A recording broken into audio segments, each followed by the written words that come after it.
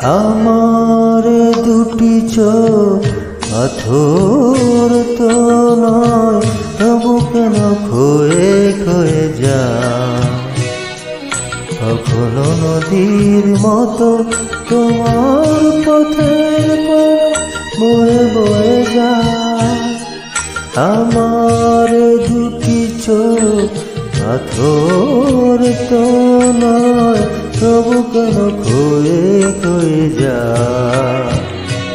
কখনো নদীর মতো তোমার পথের পথ বয়ে বয়ে যায়, বয়ে বয়ে যায়।